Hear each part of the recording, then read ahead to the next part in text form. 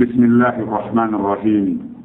درس جابان إما يبون إندر ندر دفتر متن الدين درس تام إندر كشف الشبهات يوم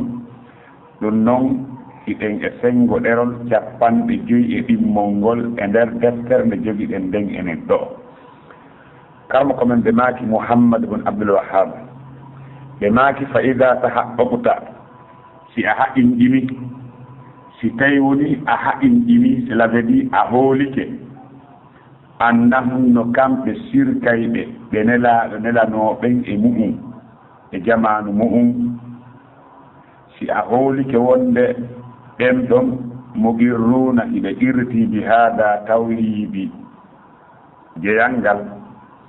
fihi ɓe hooli hiɓe irti tawhidi jeyangal ولم يدخلهم دون ذلك في التوحيد اندر اون توحيد الذي اون توحيد دعاهم مندب اليه مؤمن رسول الله الله صلى الله عليه وسلم في اقول كدوم وعرفت عني ان التوحيد الذي نون توحيد جحدوه مقن شرك بيدنو هو دوم توحيد العبادة كتوحيد دوانغال ونكو بيدنو الذي أن توحيد يسميه مويئة المشركون شركة بين في زماننا زمان من هي أن توحيد الاعتقاد وندكو فين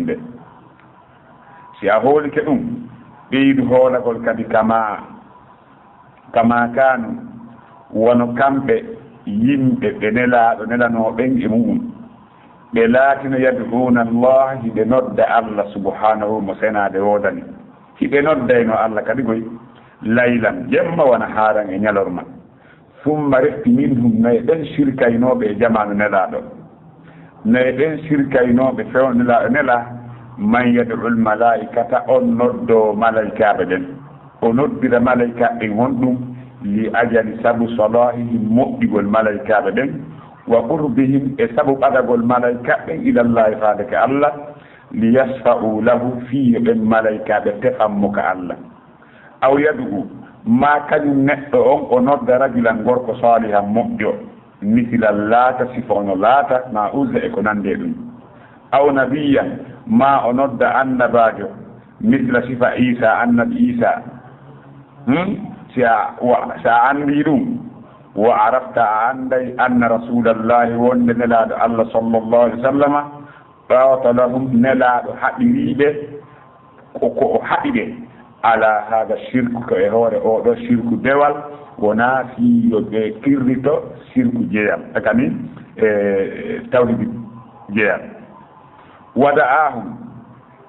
نلاد ندبه وحبيبه هور شرك يبقى شرك ونردد إلى إخلاص العبادة فاد إلى إنغول دوانغال كما قال تعالى وأن الله دود أن دارينهم فلا تدعوا وتأند مع الله وندد ألا أحدا هايبوته وقال نلا دماكي وقال الله أن داري كالقرآن وقال الله أن داري له كو الله ودن دعوة الحق نردان غونغا كو الله ودن والذين في سنموه يدعون تدوني ندد من دونه كو هنا الله لا يستجيبون لهم بنوتو تاكب بشيء حيبون سي أهول كأندو وتحققت أحقين إنا سلفدي أهولتو أن رسول الله ونلاد الله صلى الله عليه وسلم قاتلهم نلادك حبير نوبه ونافي يبجب وندك الله تغدك الله أرسكتا نلادك حبير نوبه ليكون الدعاء كفي يولات الدعاء ترغنغل كله دعاء جدين فوتا ولله كونان دي الله سلافديكو الله ونا نودده والنظر تحت إن كلوة فداري جدين كله كلام لله كونان دي الله والذبه هيرس غنغل فولا كانوا كله كلام لله ونان دي الله والاستغاثة فابنور غنغل فق وانتنا فابنا غنغل كله كلام وانتنا بالله ونان دي الله كرا دينغل وجميع العبادات dendaangal dewe ɗen kulluhu kala muɗum wonande hombo lillahi tawa ko Allah tun wona waɗaneede ko ɗum nelaaɗo haɗirnooɓe ɗo yimɓe firkaynoɓe Abu Jahali en ko ɗum o haɗirnooɓe wonaati yoɓe wi Allah ko gooto Allah tagata Allah arsikata kamɓe kadi ɓe jaɓaana ɓe wonde sanamuuji maɓɓe ɗin ko Allah ko ɓe wiɗi wonde ko ɗi ɓattinayɓe ka Allah ma na'buduhum illa liyuqarribuna ila Allahi zulfa daro ɗen ka toɓɓere manto ɗen toɓɓere nden ka woni ɗo daro ɗen ɗo yiltito ɗen wa jamiul ibadati kulluhu lillahi ko ɗon hattuɗen toɓɓere poyen no waɗa ɗon yiltoɗen ɓaawo fi ha ndaaren si faamu on ɓeydoto seeɗa karama komin ɓe maaki ɗum ko Muhammad bun Abdul Wahhab rahimahullahu ta'ala ɓe maaki fa ida tahaqqaqta si a haqqinƴini c'est la vie ko faanda ɗum si a hoolike annahum no kamɓe ko homɓe faanda annahum on ɗon ay alladina bu'itha fihim rasulullahi sallllahu alayhi wa sallam musrikina ko ɓen ɓe nelano e muɗum immodde e sirkayɓe si a hoolike annahum wonde ɓen sirkay muqirruna hiɓe ɓirriti bi hada tawhidi jeyal ngal ko faanda on bi hada on ɗon ko tawhidu rububiyya ɗum ko faanda tawhidu rububiyya ko fiɓagol wonde ko Allah towɗo on ɗum tagata kanko tun woni lamɗo toppitotoɗo dendagal tagore nden yimɓe sirkayɓe ɓen hiɓe qirritino ɗum hiɓe andi wonde tagata si wona Allah arsikata si wona Allah wurnata si wona Allah toppitota ko fiyade si wona Allah wona feƴƴirɗen noon ɓaawo fii hiɓe qirriti tawhiidi wonde ko Allah ko gooto Allah tagata Allah arsikata ɗum nafaanoɓe si tawi woni a qirtike ɗum a anday walan yudkhilhum ɗum naadanoɓe fi tawhide on tawhide alladi on tawhide da'ahum mo noddiɓe ilayhi e muɗum rasulullahi nelaɗo Allah sallllahu alayhi wa sallam anday ɗum fii hiɓe qirriti wonde ko Allah tagata kanko arsikata ɗum waɗanoɓe konte e nder dental ɗen wowtinɗinɓe Allah ɓe jeyano ka yimɓe tawhidi ɗen on tawhidi mo neɗɗaɗo noddiɓe e muɗum sallllahu alayhi wa sallam donc si tawi ɗum woniri noon o wi wa arafta anday anna tawhida no tawhidi alladi on jahaduhu mo ɓe yeddi huwa ɗum tawhidul ibada ko tawhidi bewal ngal woni ko ɓe yeddi alladi on tawhidi sammir mushrikuna mo sirkaɓe ɓe wiyata fi zamanina e zamane men al itiqad ko noon ɓe jammiri on tawhidi hiɓe qirriti oɗo tawhidi jeyal kono ɓe qirritaki tawhidi dewal yo Allah tun rewe yo Allah tun tore ko fii ko on ɗon woni ko ɓe yeddi Abu Jahali ko o sali ko yo Allah tun rewe yo Allah tun ɓaɗore yo Allah tun mawnine ko ɗum ɗon woni ko o yeddi o yeddano wonde ko Allah tun tagata ko Allah tun arsikata ko Allah tun laami a hooloto ɗum ɗon si tawi woni a hoolite ɗum ɗo kadi kalma ko men ɓe maaki kama kanu wono ɓe yimɓe heeferaɓe e jamanu nelaɗo fewno ɓen ɓe nelano e mum Abu Jahali en wono Abu Jahali en laatorno noon yad'una Allah ɓe nodda Allah subhanahu mo senade wodni laylan jemma wona haran e ñalorma wono feƴƴirɗen noon ɓaawo summa refti min hunno e kañum ɓen yimɓe sirkaynoɓe e jamanu nelaɗo no e maɓɓe man yad'ul malaikata noddowo malayka li ajali salahihim sabu moƴƴugol malaikaɓe ɓen sabu moƴƴugol malaikaɓe wa qurbihim min allahi e sabu ɓadagol ɓe ka Allah li yasfa'u lahu fiyo kañum malaikaɓe ɓe ndeɓanmo aw yad'u ma o nodde rajulan salihan gorko moƴƴo mitla sifa allata laata aw nabiyyan ma annabajo mitla sifa isa ɗo karma komin maaki wa kadhalika no e ɓeɗo sirkayɓe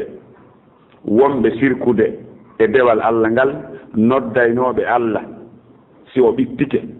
e noddugol Allah wona jangirɗen noon wa ida rakibu fil fulki da'awu llaha mukhlisina lahu ddina no e maɓɓe noddayɓe Allah no e maɓɓe nodda e malayka ɓen sabu ɓadagol malayka ɓen ka Allah azza wa jalla hiɓe fena kamɓe wonde ɓa ko malayika ɓen ɓatti Allah ko malayika ɓen ɓuri ɓadagol Allah ko ɓen ɗon si torki Allah Allah ɓurata yawnude jaɓugol ɓe noddira malayika ɓen sabu ɗum ɗon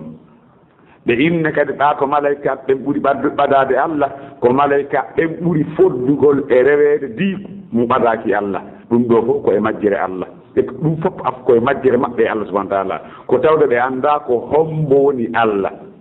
si wona ɗum dewal ngal ko haqqe Allah Allah hawtide hay e goto e ngal dewal no e ɓeɗo yimɓe kadi ɓe nelano e muɗum e jamanu muɗum simi yii ɓe nelano e muɗum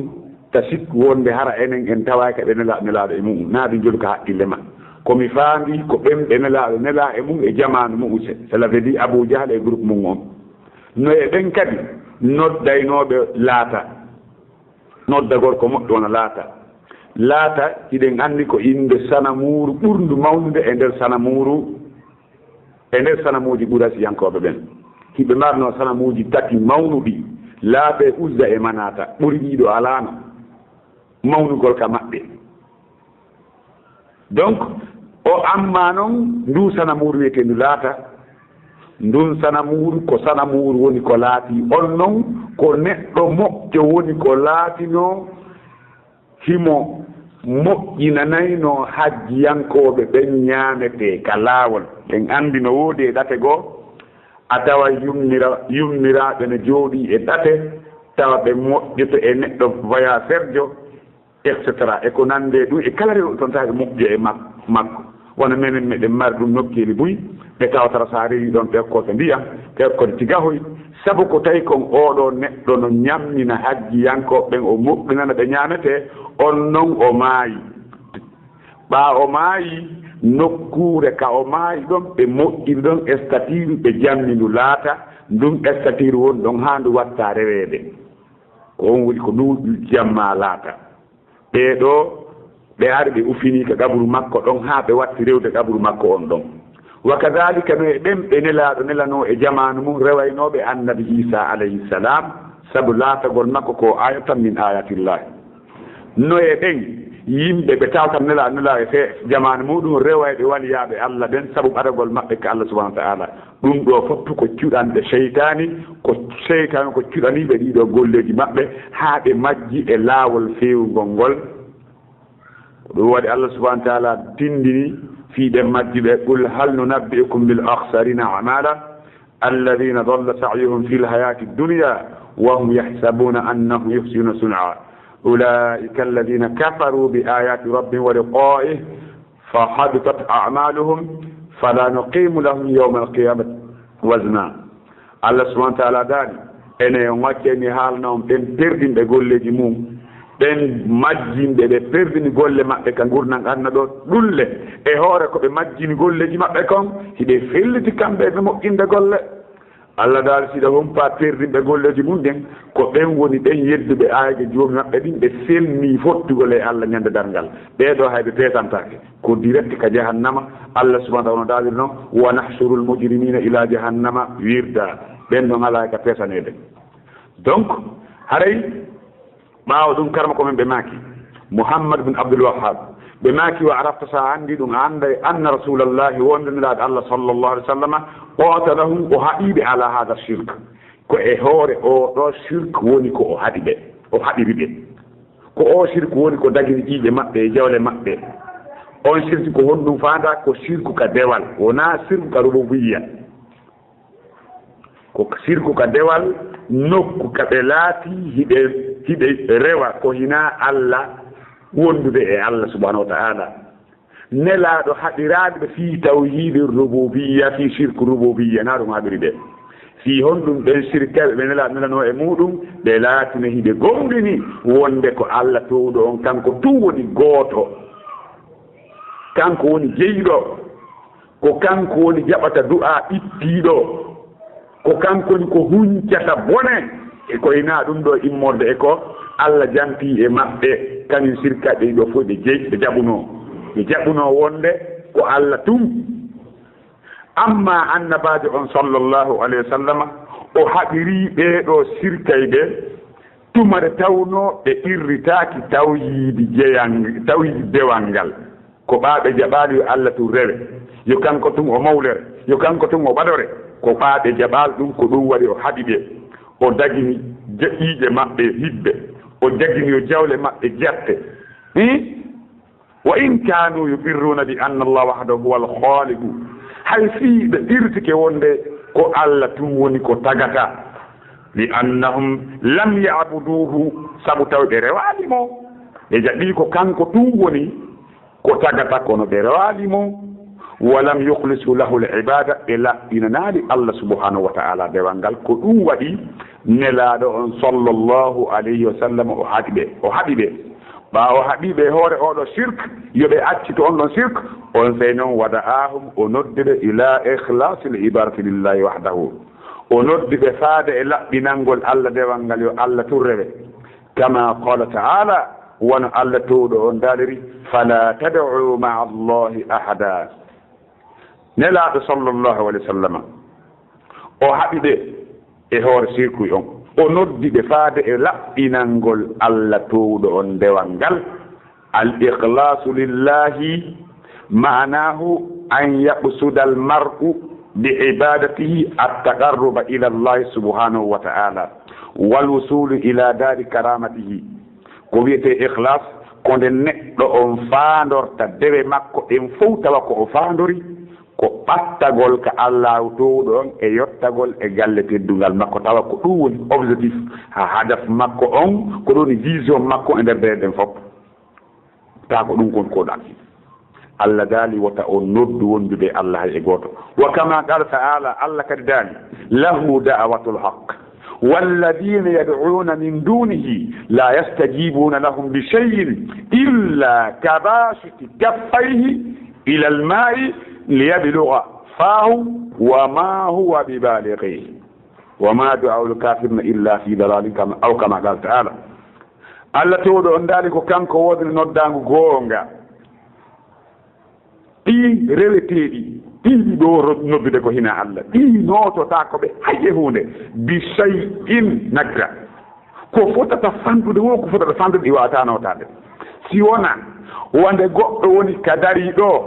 o fonta jungo makko ngon faade e ndiyam ɗan ka maayo to o yinno e ndiyam ɗan aru ɗan naata ka hunduko makko ndiyam ɗalle ko jamaadu ɗan aranta hoore majjam si ɗan ndiyam no arna hoore mum naata ka hunduko maɓɓe ɗin sanamuuji ɗin ɗo noddude ɗin ɗon kan no nootooɓe oɗo aya no windi ka Simon Ra'ad aya 14 si tawi woni a haƴuɗilke ɗum a hoolike ɗum ɗo si a hoolike ɗum ɗo wonde Allah subhanahu wa ta'ala wi kanko tun wona dewal gongawal ngal a hoolike wonde sirka ɗen ko nelaaɗo haɗirnoɓe ko fii tawhidul ibada fiyeɓe wooti ndin Allah ka dewal wona fiyeɓe wooti nden Allah ka Allah tun jeyi ka Allah tun addikata si a jaɓi ɗum ɗon o wi kadi a anday kadi nelaaɗo ko noddirnoɓe konko ɗum ɗo honɗum wata haqqadita a hooloto kadi a haqqinɗinay anna rasulallahi wonde no nelaaɗo Allah on sallallahu alayhi wa sallam qatalahum o haɓiɓe wata haqqadita a haqqinɗinay kadi hooloɗa anna rasulallahi wonde nelaaɗo Allah sallallahu alayhi wa sallam qatalahum o haɓiɓe liyakuna du'a fiyo laato du'a o noddangu fof kulluhu kala muɗum lillahi ko wonande Allah du'a noneji ɗin ɗiɗi ɗon li anna du'a lahu ma'nayayni lahu naw'ayni afwa du'a no mari noneji ɗiɗi none arano on ko wiyete kon du'aul ibada none ɗimmo on du'aul mas'ala ɗiɗo fof ko Allah wodani kala ko yiiɗa goɗɗo no waɗa e dewal kala ko yiiɗa goɗɗo no waɗa e dewal ko du'a ko imma dendangal dewe ɗen ko du'a dendangal dewe ɗen ko du'a fiyon ɗum ko wiyete du'a ko ɗaɓɓugol ko faala ko toragol ko faala si goɗɗo hoori si goɗɗo hoori la dembe haa kiikiide ko honɗum o faala ko goɗɗum o faala ta si goɗɗo juuli ko goɗɗum o faala foti o wi Allah okkora wiyaade Allah okkoran kono si on tigi hoori bimbi haa kiiki tawi ko hoori kon goɗɗum o faala ko imma ko aljanna o faala ma ko yiite e huli ma goɗɗum o do o faala awa o torike o wi o torike ko ɗum wiyetee du'aul ibada du'aul ibada ɗum o du'aul ibada ko nde o wi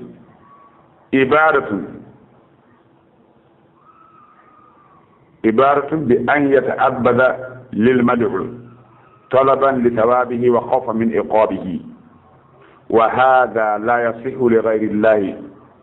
wa sarfuhu li ghayri Allah shirkun akbarun mukhrijun an al-millah wa alayhi yaqa'u al-wa'idu fi qawlihi ta'ala innal ladhina yastakbiruna an ibadati sayadkhuluna jahannama dakhirin. du'a ibada on kono neɗɗo on rewirta wonaɗo noddeede on ɗaɓɓugol baraji makko hulgol lette makko sellata noon ka ɗum ɗon waɗane si wona Allah subhanahu wa ta'ala rewugol goɗɗo kulol lette mu'um tamɓinagol joddi mu'um harana Allah ko sirku njano yaltinowo e diina ɗum ɗon kala waɗɗo ɗum yana e hoore makko kambamo Allah kambi on wonde ɓe mawnintini ɓe ngayi e dewal makko ngal ɓe naata e jahannama hara kadi ko ɓe jaasuɓe ɗimmum ɗum du'a mas'ala on kadi ko du'a ɗaɓɓugol haaju ɗum kan no senditooje ɓe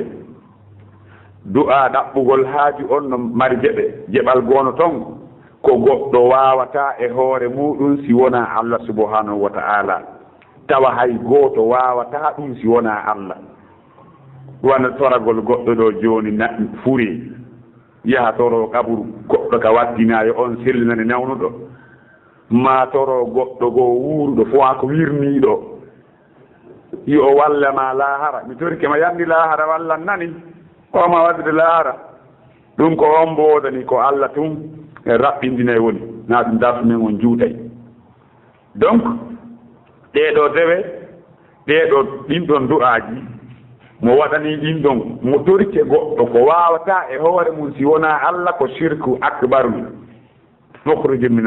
al milla yaltine l'islam amma noon toragol goɗɗo okkoram mbiyam mi yara okkoram ɗo 500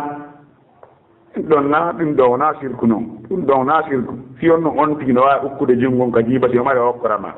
on ɗo wona shirku donc haray amma noon ka o wi ɗon kadi ɓeeɗo toɓɓere ko hella ka du'a amma noon ka o wi ɗon kadi waddabu kulluhu lillahi hirsugol ngol fof tawa ko Allah waɗani kirse ɗen no mari nooneeji ko wiyete kirse ko hibbugol ƴiiƴan e hoore mbaadi hertinaadi wiyete azabuhu idhabu ruh bi iraqati dami ala wajhi mahsusin ko ittugol ruhu sabu hibbugol ƴiiƴan e hoore mbaadi hertinaadi ko ɗum wiyete hirsugol ɗum ɗon no yana e hoore mbaadiiji no jeeya e ɗi mbaadiiji ɗi tawata hara ko no ɓe maana mbaadiiji hirsugol ngol nde neɗɗo wonɗo hirsude on o hirsirta sabu faandagol mawningol wonaaɗo hirsaneede on e hoykinkinanagol mo e ɓadagol faade e makko ɗum ɗo kadi ko dewal ni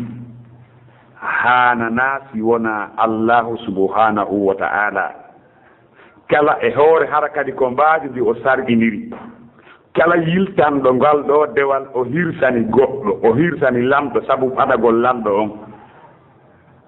sabu hulugol lamɗo on o hirsanamo o hibbana lamɗo on ƴiiƴan o hirsana lamɗo on dammol ma jertogal sabu hulugol lamɗo o hirsiri ma karama kojo tawa ko ɗum o hirsiri wona anniye fi teewu so a hirsani lamɗo tawa ko hirsanɗama ko nagge ko fiyo heɓu teewu o ñaama ala probléme kono si tawi ko hirsiranɗamo ko mawningol kañum lanɗo on talanɗo on ar ko andiron kamo hirsamde ko teddingol no lanta mawninamo wona mawninirta Allah hara a heefer ɗi haray kala ko rewnoɗa kon fof a ukki yiite mum sabu Allah daali wala qad uhiya ilayka wa ila alladhina min qablika la in ashrakta la yahbatanna amaluka Allah hatta ɗon o daali wala takunanna min al khasirina laatoɗa kadi jeeyaɗo e perde ɓe hattirde e perdugol ɗum ɗo ko Allah tum waɗante oɗo hirsugol ka mawningol ko ɗum woni la Allah subhanahu wa ta'ala ka simore an Allah daali qul inna salati tabiti qul inna tabiti selliken salati julde anden waɗu suki e kirse anden fof wa mahayaya e gurdan anda wa mamati liman ko hombo wodani lillahi ko Allah tum wodani rabbil alamin Allah ji tagore la sharika lahu kade ɗum ɗo o ala hawti ɗiɗo ɗimmon ɗum nde on tigi faandorta teddingol koɗo makko ma ñiiri peera ɗum ɗo no yamira hirsugol tawat ko hertirdirɗa fi teddingol koɗon foti ko lamɗo foti wona lamɗo kon ta wona kulol makko wona ɗaɓɓugol goɗɗum jungo makko wona haɓatorgol no waɗirɗa ko teddingol nelaɗo Allah on ɓe maaki man kana yu'minu billahi wal yawmil akhir falyukrim hombo dayfahu nelaɗo makanno kadi Abdurrahman ibn Auf sanga o resno nelaɗo maaki a jombi barakallahu laka wa baraka alayk waɗi a hirsi o namaki awlim walaw bi shatin hay sigo dammol e jaasi ko nayi sappo ɗi feere mo hellala ɗanaɗo makki hay siko dammol donc ɗum noon kadi ko noonde ko e kirse tammum ɗum nde on tigi hirtirta faandagol dakkinitorgol ñaamugol ma julorgol hirsa fii taƴida teewugol yeeya ma hirsa fii yo heɓu ko ñaama e ko nande ɗum ɗon ko hunde taginde noon ella o ala ɗum ko Allah woni ko ɗeltaniɗo nemoraaji fi e ɗum huutor ɗum Allah daali awalam yaraw anna khalaqna lahum mimma amilat aydina an'aman fahum laha malikuna wa dhallalnaha lahum faminha honɗum rakubun wa minha ya'kulun Allah daali ɗum yoɓe ñaamu e muɗum men taganiɓe nemoraaɗi kadi men ɗeltaniɓe kadi tawi ko kamɓe jeeyi men ɗeltaniɓe ɗum ha tawino e muɗum koɓe waɗɗo ɓe ƴawna e muɗum kadi koɓe ñaama donc ɗum no ɗaɓɓa wonde goota no ɗaɓɓa waɗugol ñammina ɗengure mum nden laaɓa fi dalika amma ko wiyete kon annadaru karma ko ɓe maaki wannadaru kulluhu lillahi tawa takke ɗen fof ko Allah subhanahu wa ta'ala woni ko wodani sen wiɗe ɗe toɓɓe ɗo fof en détaillé ɗo ha muuto en neeɓa e nder darsu men on harle hawnaki ta yimɓe ɓen hattongini e famugol ko wiyete ko nadar surtout si tawara ko wonɗo fuɗɗorde matini dinta o hawrale e defte goo wona minhaji muslima ko nande ɗum hara o anda ko wiyete annadaru hara mo hattongine ko wiyete kon annadaru takke ɗum no wiye kadi fodaari ɗum no werlite e hoore dewe farlade ɗen kadi ko huɓutugol no werlite kadi e hoore ko wiyete kon hara ko takkande hertinade ko wiyete nadar kone neɗɗo waɗɗinta e hoore makko wonande Allah azza wa jalla dewal ngal Allah waɗɗinaali mo o waɗɗina e hoore makko ko Allah nal message no wiyata joni hino woodani Allah e hoore ande ni hoorata ñallal maande ni juulata darɗe ɗiɗi maande mi watta hunde kaare immorde e dewe ɗum ɗo ko dewal ni hanana ka waɗane si wona Allah subhanahu wa ta'ala sabu Allah daari wa qada rabbuka alla ta'budu illa iyyahu fodaari gono toon fodaari werlitandin si on tigi fodino waɗɗi e hoore makko nde wunnata wono wigol mi hooray balɗe tati lewru ɓe ƴetti fodaari ɗum ɗon no ɗaɓɓa kono amma ƴettigol fodaari ni wenga e goɗɗum si Allah sellinilan mi waɗa e hunde kaari si Allah silnani lan kaari mo e hunde kas Allah okkilan visa mi hoore nyallal dum don haray ko fodari añaandi wondude le si onti fodi si Allah wadanima ko wi kon ko fodi kon haleno waddimo hunnugol si tawi woni Allah on hoddiranaade mo wadugol den hunde haray waddaki mo hoore makko wadugol amma ko te kon al istighathatu ko tabbugol faabo istighathatu ko dabbugol dandede immodde sattede e halkare faabe men gaben hebi mbudi ananta dum non ko faabe ka yite hubbi ma faabe ka masibo wadi kala kali ya faabe andu jangala ton faabe kalima on da gollirtaake si wona ka masibo woni wote al istighathatu kadi ko dewal mola nangal ko dum wadi Allah subhanahu wa ta'ala o sifinu kasimore anfal wa id tastaghithuna rabbakum fastajaba lakum sanga faabidu don e joomi mon faabiyo don kadi faabina gongo kan mari jebe wona dewangal mari non kadi wona ko wete kun addu'a kadi mari jebe ma isti'ana faabina gongol no mari jebal faabinagol e hoore hunde nde wawanta e hoore mum si wona Allah subhanahu wa ta'ala tawa ko wiida a faabe do wawatama gandugol dum si wona Allah si a faabinori dum goddarna Allah ra shirki amemi bawo gongon ko dum wadi Allah dali iz tastaghithuna rabbakum fastajaba lakum c'est pourquoi donc on hari faabo to si wona Allah la e ko do fa yimbe 313 no fewtani 950 313 contre 950 goddo no wawi faabana Allah donc on ko donne la tigi dari o tori Allah ha baka siddigi yoni jomma jadi accirni te tastaghithuna rabbakum fastajaba lakum anzir donni ka tafsir Qur'an wonde dum ko kabadiri wadi dum do sellanta ka wadane si wona Allah subhanahu wa ta'ala amma non faaborgol yani faabinorgol neddo faabore labi do ndiyam nagge no maayi no harmude faabore labi suudu bi faabore ndiyam don hasir kuno la goddo nangima no beppindema a wawata mo beppinde ya dabbu ko walla ma beppindemo dum non kadi lala ko du wadi annabi Musa alayhi salam nde o natuno Madina ka saare Égypte ker ba o naati ka saare ton nyalorma de tawno yimbe fo no yosidi o naato ya tay musidɓe makko dido no piira o yakko musidɗo makko e gagne makko no piira musidɗo makko on faabini e hoore makko e faabinorimo e hoore gagne makko on Allah tagi daadunde alquran fastaghathahu alladhi min shi'atihi ala alladhi min aduwihi fawakazahu Musa faqada alayhi ɗum ɗon Allah ƴirtide ka qur'an ko waɗi ko tawde no daggi donc haray darsuji men se wi en détaillé toɓɓere ɓe e ha muuto darsu men o yahay ha feƴƴita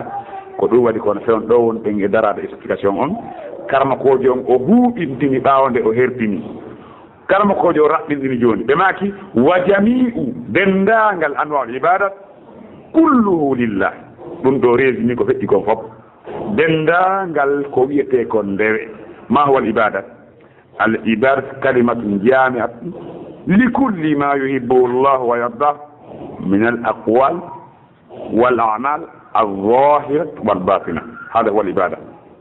ونعندد أنهم إذا درسوا جمع فكر هذا وديفينيسين قول لنكونغول الهم يصاب دون هذا يكتر ونور هنا كرمكم ماتي فإذا تحققت في أحد جيني أنهم نكمل مقرون هذا إرتي بهذا توحيد جيانغال ولم يدخلهم دنادات في التوحيد الذي أن توحيد دعاهم إليه منذ رسول الله الله صلى الله عليه وسلم وعرفت عندي أن التوحيد الذي نون توحيد جهدوه بيدي هو دون توحيد العبادة كتوحيد دوانغال الذي قال دوال يسميه المشركون قال شركة بدوية في زماننا زمان من كو زمان هم بفالا فاندا دون كو زمان محمد بن عبد الوهاب فاندا دون ونا زمان من انم فيون دو hay fino wudi fيون دو kadi zaman men kono haray ko faandano on zaman don pour wadi dubi temetti de ko fawi kama kanu wono ben yimbe laatin yad'una Allah subhanahu wa ta'ala lala wa nahar jemma yawarma thumma min ma yad'ul malaikat malaikat den li ajali salati sab muddigol mabbe wa qurbihim ila Allah ibadugol mabbe faadake Allah liyasau lahu fiyoɓe tefan Allah subhanahu wa ta'ala fiyo kañum neɗɗo nodda ɗon tefammo aw yadu rajulan sala maɗum de gorko moƴƴo misla Allah sifalata aw nabiya ma annabajo misla sifa Isa wa arafta anday anna rasulallahi wondaniraɗo Allah sallallahu alaihi wasallam qatalan o habiɓe ala hada shirk e hoore oɗo shirk wa da'ahum o noddiɓe ila ikhlas al ibadati faade e laɓɓingol dewal ngal kama qala ta'ala won Allah to ɗon daaliro noon fala tad'u ma'a allahi ahadan wa taw noddu wondire Allah hay e goto wa qala Allah da lahu da'watul haqq ko Allah wodan noddango gonga walladina insana muji yad'una bi woni noddude min duni ko ina Allah la astajibuna lahum dinata ko bi shay'in hay fus wa tahaqqaqa haqina anna rasulallahi wondaniraɗo Allah sallallahu alaihi wasallam gata lahum o habiriɓe liyakuna ad-du'a fi yulata du'a'um kulluhu kalamun lillawnande Allah wan nadru takke den kullu kalamun lillawnande Allah wal zabu hisgum kullu kalamun lillawnande Allah wal istighathatu fadana gongol kullu kalamu billawnande Allah wa jami'u ibadati dendangal dewe den kulluha lillahi wallahu a'lam.